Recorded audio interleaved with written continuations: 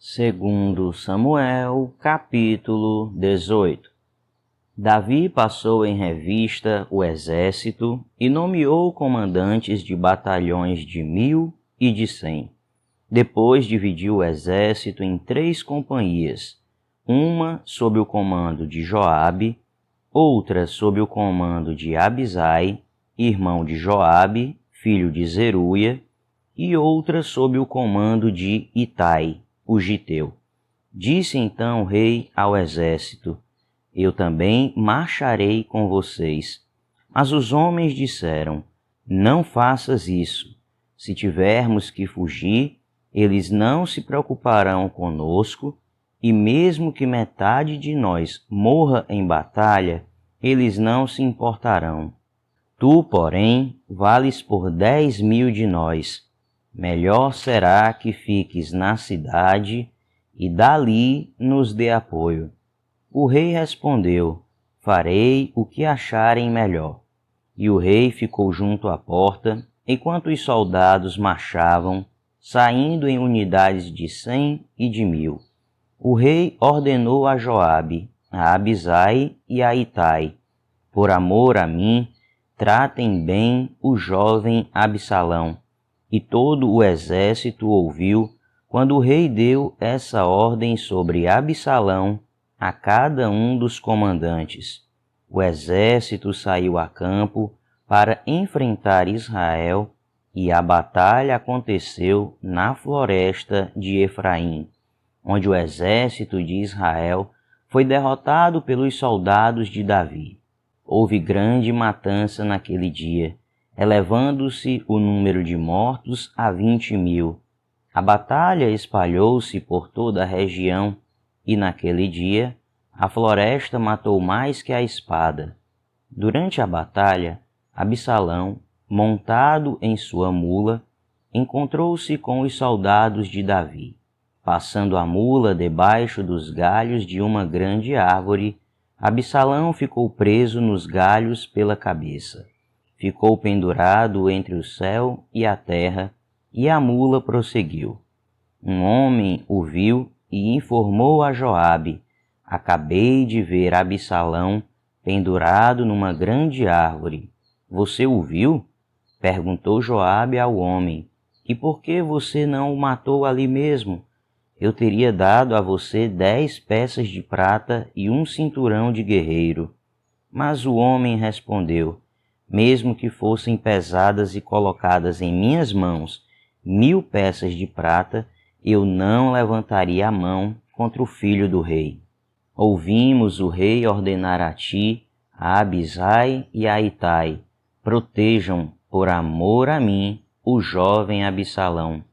Por outro lado, se eu tivesse atentado traiçoeiramente contra a vida dele, o rei ficaria sabendo, pois não se pode esconder nada dele, e tu mesmo ficarias contra mim. E Joabe disse: Não vou perder mais tempo com você. Então pegou 3 dardos e com eles traspassou o coração de Absalão, quando ele ainda estava vivo na árvore. E 10 dos escudeiros de Joabe cercaram Absalão e acabaram de matá-lo. A seguir, Joabe tocou a trombeta para que o exército parasse de perseguir Israel, e assim deteve o exército. Retiraram o corpo de Absalão, jogaram-no num grande fosso na floresta e fizeram um grande monte de pedras sobre ele. Enquanto isso, todos os israelitas fugiam para casa.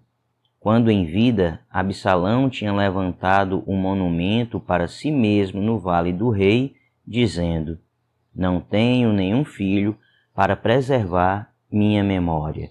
Por isso, deu à coluna o seu próprio nome. Chama-se ainda hoje Monumento de Absalão. Então, Aimaas, filho de Zadok, disse: Deixa-me correr e levar ao rei a notícia de que o Senhor lhe fez justiça, livrando-o de seus inimigos. Não é você quem deve levar a notícia hoje, disse-lhe Joabe. Deixe isso para outra ocasião. Hoje não, porque o filho do rei morreu. Então Joabe ordenou a um etíope: vá dizer ao rei o que você viu. O etíope inclinou-se diante de Joabe e saiu correndo para levar a notícia. Todavia, Aimaas, filho de Zadoque, disse de novo a Joabe: não importa o que aconteça, deixa-me ir com o etíope. Joabe, porém, respondeu: por que você está querendo tanto ir, meu filho? Você não receberá nenhuma recompensa pela notícia. Mas ele insistiu: não importa o que aconteça, quero ir. Disse então Joabe: pois vá. E Aimaas correu pelo caminho da planície e passou à frente do etíope. Davi estava sentado entre a porta interna e a externa da cidade, e quando a sentinela subiu ao terraço que havia sobre a porta junto à muralha, viu um homem que vinha correndo sozinho. A sentinela gritou, avisando o rei. O rei disse: se ele está sozinho, deve trazer boa notícia. E o homem aproximou-se. Então a sentinela viu outro homem que vinha correndo e gritou ao porteiro: vem outro homem correndo sozinho. Esse também deve estar trazendo boa notícia, exclamou o rei. A sentinela disse: está me parecendo pelo jeito de correr que o da frente é Aimaas, filho de Zadoque. É um bom homem, disse o rei, ele traz boas notícias. Então Aimaas aproximou-se do rei e o saudou, prostrou-se com o rosto em terra diante do rei e disse: bendito seja o Senhor, o teu Deus. Ele entregou os homens que se rebelaram contra o rei, meu senhor. O rei perguntou: o jovem Absalão está bem? Aimaas respondeu: vi que houve grande confusão quando Joabe, o servo do rei, ia enviar teu servo, mas não sei o que aconteceu. O rei disse: fique ali ao lado, esperando. E Aimaas ficou esperando. Então o etíope chegou e disse: ó rei, meu senhor, ouve a boa notícia. Hoje o Senhor te livrou de todos os que se levantaram contra ti. O rei perguntou ao etíope: o jovem Absalão está bem? O etíope respondeu: que os inimigos do rei, meu senhor, e todos os que se levantam para te fazer mal, acabem como aquele jovem. Então o rei, abalado, subiu ao quarto que ficava por cima da porta e chorou. Foi subindo e clamando: ah, meu filho Absalão, meu filho Absalão, quem me dera ter morrido em seu lugar. Ah, Absalão, meu filho, meu filho. Segundo Samuel, capítulo 19. Informaram a Joabe que o rei estava chorando e se lamentando por Absalão. Para todo o exército, a vitória daquele dia se transformou em luto, porque as tropas ouviram dizer: o rei está de luto por seu filho. Naquele dia, o exército ficou em silêncio na cidade, como fazem os que fogem humilhados da batalha. O rei, com o rosto coberto, gritava: ah, meu filho Absalão! Ah, Absalão, meu filho, meu filho! Então Joabe entrou no palácio e foi falar com o rei. Hoje humilhaste todos os teus soldados, os quais salvaram a tua vida, bem como a de teus filhos e filhas, e de tuas mulheres e concubinas. Amas os que te odeiam e odeias os que te amam. Hoje deixaste claro que os comandantes e os seus soldados nada significam para ti. Vejo que ficarias satisfeito se hoje Absalão estivesse vivo e todos nós estivéssemos mortos. Agora, vai, e encoraja teus soldados. Juro pelo Senhor que, se não fores, nenhum só deles permanecerá contigo esta noite, o que para ti seria pior do que todas as desgraças que já te aconteceram desde a tua juventude. Então o rei levantou-se e sentou-se junto à porta da cidade. Quando o exército soube que o rei estava sentado junto à porta, todos os soldados juntaram-se a ele. Enquanto isso, os israelitas fugiam para casa. Em todas as tribos de Israel, o povo discutia, dizendo: Davi nos livrou das mãos de nossos inimigos. Foi ele que nos libertou dos filisteus. Mas agora fugiu do país por causa de Absalão. E Absalão, a quem tínhamos ungido rei, morreu em combate. E por que não falam em trazer o rei de volta? Quando chegou aos ouvidos do rei o que todo Israel estava comentando, Davi mandou a seguinte mensagem aos sacerdotes Zadoque e Abiatar: Perguntem às autoridades de Judá, por que vocês seriam os últimos a conduzir o rei de volta para o seu palácio? Vocês são meus irmãos, sangue do meu sangue, por que seriam os últimos a ajudar no meu retorno? E digam a Amasa: você é sangue do meu sangue, que Deus me castigue com todo o rigor, se de agora em diante você não for o comandante do meu exército em lugar de Joabe. As palavras de Davi conquistaram a lealdade unânime de todos os homens de Judá, e eles mandaram dizer ao rei que voltasse com todos os seus servos. Então o rei voltou e chegou ao Jordão, e os homens de Judá foram a Gilgal ao encontro do rei para ajudá-lo a atravessar o Jordão.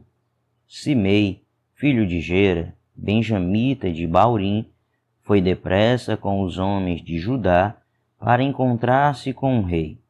Com ele estavam outros benjamitas e também Ziba, supervisor da casa de Saul, com seus 15 filhos e 20 servas.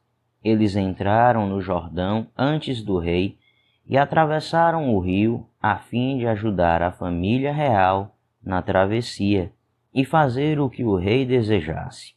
Simei, filho de Gera, atravessou o Jordão, prostrou-se perante o rei e lhe disse: que o meu senhor não leve em conta o meu crime e que não te lembres do mal que o teu servo cometeu no dia em que o rei, meu senhor, saiu de Jerusalém.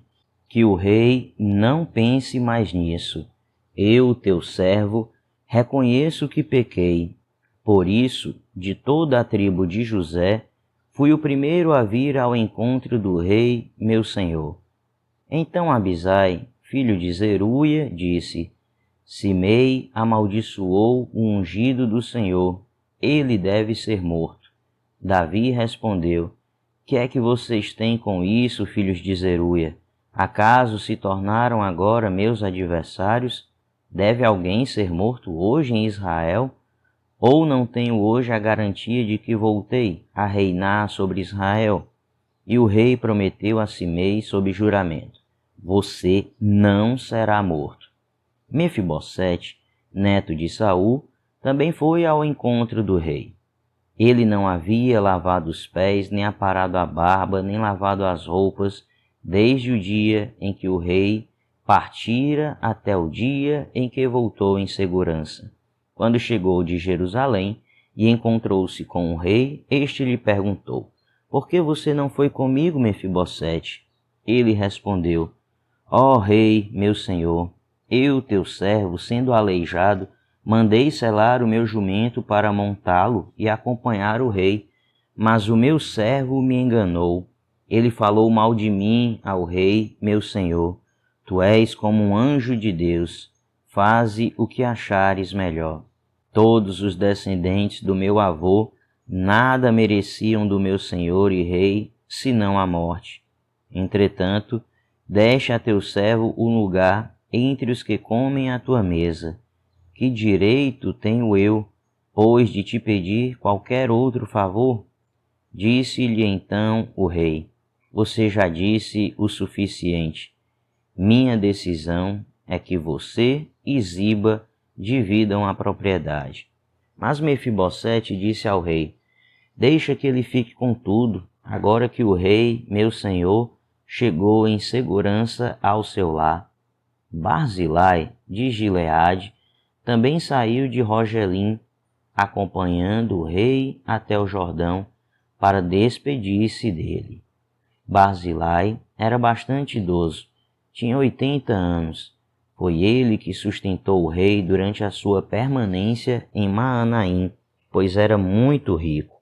O rei disse a Barzilai: Venha comigo para Jerusalém e eu cuidarei de você. Barzilai, porém, respondeu: Quantos anos de vida ainda me restam para que eu vá com o rei e viva com ele em Jerusalém? Já fiz 80 anos. Como eu poderia distinguir entre o que é bom e o que é mal? Teu servo mal pode sentir o gosto daquilo que come e bebe. Nem consigo apreciar a voz de homens e mulheres cantando. Eu seria mais um peso para o rei, meu senhor. Teu servo acompanhará o rei um pouco mais, atravessando o Jordão, mas não há motivo para uma recompensa dessas. Permite que o teu servo volte, e que eu possa morrer na minha própria cidade, perto do túmulo de meu pai e de minha mãe. Mas aqui está o meu servo Quimã, que ele vá com o meu senhor e rei. Faze por ele o que achares melhor. O rei disse: Quimã virá comigo. Farei por ele o que você achar melhor, e tudo o mais que desejar de mim, eu o farei por você. Então, todo o exército atravessou o Jordão, e também o rei o atravessou. O rei beijou Barzilai e o abençoou, e Barzilai voltou para casa. O rei seguiu para Gilgal, e com ele foi Quimã. Todo o exército de Judá e a metade do exército de Israel acompanharam o rei.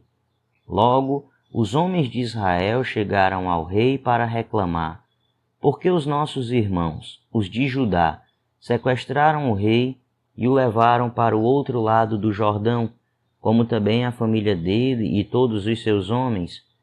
Todos os homens de Judá responderam aos israelitas: Fizemos isso porque o rei é nosso parente mais chegado. Por que vocês estão irritados? Acaso comemos das provisões do rei, ou tomamos dele alguma coisa? Então os israelitas disseram aos homens de Judá: Somos 10 com o rei, e muito maior é nosso direito sobre Davi do que o de vocês. Por que nos desprezam? Nós fomos os primeiros a propor o retorno do rei. Mas os homens de Judá falaram ainda mais asperamente do que os israelitas.